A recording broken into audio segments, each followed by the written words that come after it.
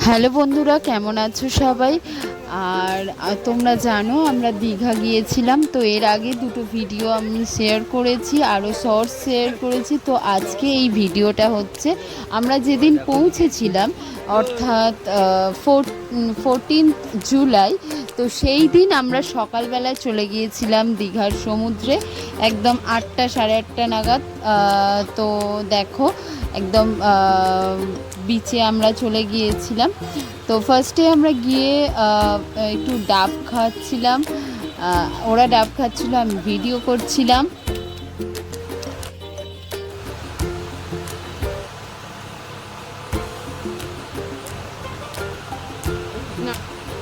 তো ডাব খাওয়া হয়ে গেলে পর আমরা এবার সমুদ্রের ধারে এলাম।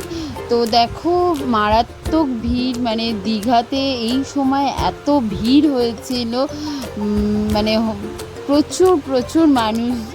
দীঘা যেন সবাই চলে যাচ্ছে একসাথে, পুরো মেলার মতো লাগছিল চারিদিকটা। ভোরবেলায়, মানে ভোরবেলা ঠিক নয়, তখন 8:30 অবভিয়াসলি বেজে গেছে, কিন্তু মানে সবাই স্নান করতে নেমে গেছে, আর চারিদিক পুরো লোকে লোকারণ্য। অ্যাকচুয়ালি আমরা একটু ফাঁকা জায়গা খুঁজছিলাম, তো যেখান দিয়ে আমরা একটু সমুদ্রটাকে উপভোগ করতে পারি, কিন্তু সেটা পাওয়া যাচ্ছিল না। আর এটা তোমরা বুঝতেই পারছো, এটা নিউ দীঘার সি বিচটা কি অপূর্ব লাগছে দেখো।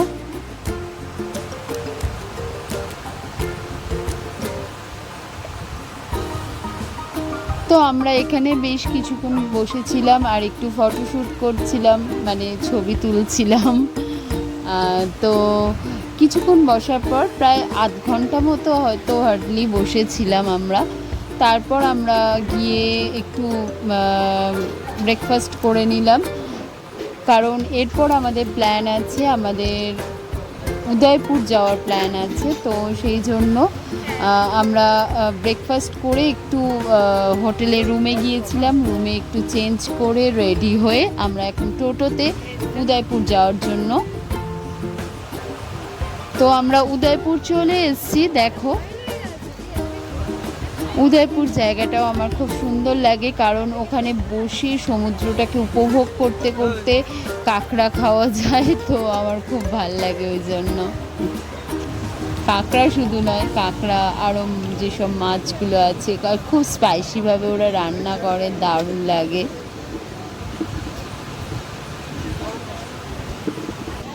ধারে বসো, উল্টে যাবে সুবিধা। বিচের ধারে বসে এইভাবে সমুদ্রটাকে উপভোগ করা যে কতটা মানে ভালো লাগার বিষয়, সেটা আশা করি তোমরা জানো, বুঝতেও পার। তো আমরা এখানে দুটো কাঁকড়া নিয়েছিলাম, আর একটা অ্যাপি ফিশ আর ব্রিজার নিয়েছিলাম, এগুলো নন অ্যালকোহলিক ছিল। আর এবার আমরা ওখান থেকে আমরা নিউ দীঘার উদ্দেশ্যে, মানে হেঁটে আমরা নিউ দীঘা যাবো। উদয়পুর থেকে হেঁটে আমরা টোটো করে গিয়েছিলাম, কিন্তু এবার আমরা সমুদ্রের পাড় ধরে হেঁটে নিউ দীঘা যাচ্ছি। তো ওখানে অনেক কিছু হয়েছে, মানে কি বলবো, মানে ছবি তোলা বলো, ভিডিও করা বলো। দেখো, স্মৃতিলেখা, সৌগত ওরা ভিডিও করছিল, ভিডিও করা, ছবি তোলা, নাচ, মানে কত কী যে হয়েছে। আমরা মনে হয় মানে আধ ঘন্টার পথটা, আধ ঘন্টাও নয়, আধ ঘন্টার পথটা মনে হয় 2 ঘন্টায় মানে গিয়েছি। আর সমুদ্রের পাড় ধরে যেতে খুব সুন্দর লাগছিল, খুব ভালো লাগছিল। এই দেখো, ওরা রিলস বানাচ্ছিল, আর এখানে দেখো গান চলছিল। ওই জন্য সৌগত, সৌগত, অর্ঘ্য, 3জনে মিলে ওরা নাচতে শুরু করে, আমরাও নাচছিলাম, কিন্তু এখন আমরা ভিডিও করছিলাম।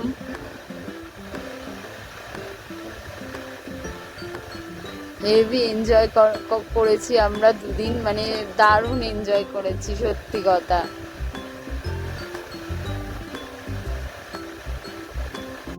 হচ্ছিল আর ওরা সব নাচছিল, দারুণ মজা করা হচ্ছে। কিন্তু দীঘার সমুদ্রে তোমরা একটা জিনিস দেখতে পাবে, দেখো আমাদের পা গুলো ঢুকে যাচ্ছে, মানে আমরা বালি দিয়ে হাঁটছি কিন্তু আমাদের পা গুলো ঢুকে যাচ্ছে, মানে কাদার পরিমাণ বেশি হয়ে গেছে। এর নিচে আবার বালি রয়েছে কিন্তু কাদা কাদা হয়ে গেছে, কিন্তু সমুদ্রের বালিতে এই জিনিসটা থাকে না। দেখেছো কত হিট করেছি ছবি। আর দেখো দূরে ওই উদয়পুর সি বিচ, আর আমরা কতটা চলে এসেছি হাঁটতে হাঁটতে, প্রায় নিউ দীঘার কাছাকাছি। আর এইখানে ওরা সব স্নান করতে, নিউ দীঘারই একটু আগে ওরা সব স্নান করতে গেল।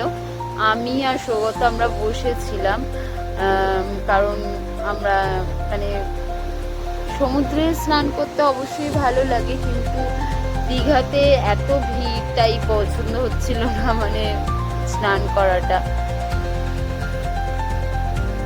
আর বিশেষত জলটা খুব ঘোলা, মানে কাদা বেশি হয়ে গেছে জলের মধ্যে।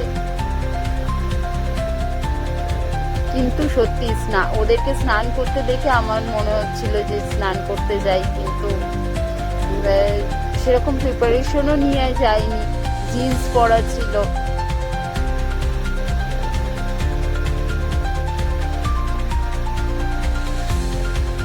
তো আমি পাড়ে বসে বসে ওই জন্য ভিডিও করছিলাম। তো চলো টাটা, আর চ্যানেলটা সাবস্ক্রাইব করে দিও আর আমাদের পাশে থেকো।